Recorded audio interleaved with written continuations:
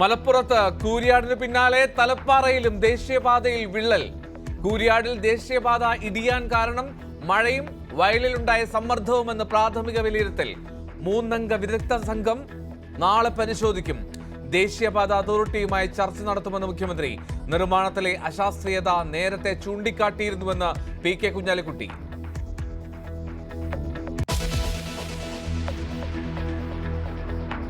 സംസ്ഥാനത്ത് 4 ജില്ലകളിൽ അതിതീവ്ര മഴ. കോഴിക്കോടും വയനാടും കണ്ണൂരും കാസർഗോഡും റെഡ് അലർട്ട്.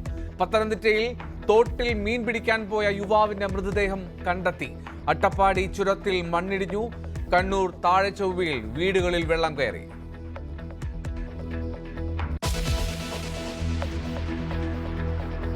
സർക്കാരിന്റെ പ്രോഗ്രസ് റിപ്പോർട്ട് വെള്ളിയാഴ്ച അവതരിപ്പിക്കുമെന്ന് മുഖ്യമന്ത്രി.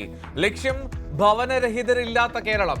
നവംബർ 1 സംസ്ഥാനത്തെ അതിദാരിദ്ര്യമുക്തമാക്കുമെന്ന് മുഖ്യമന്ത്രി. 4ാം വാർഷികം ആഘോഷമാക്കി LDF സർക്കാർ. കരിദിനം ആചരിച്ച് UDF.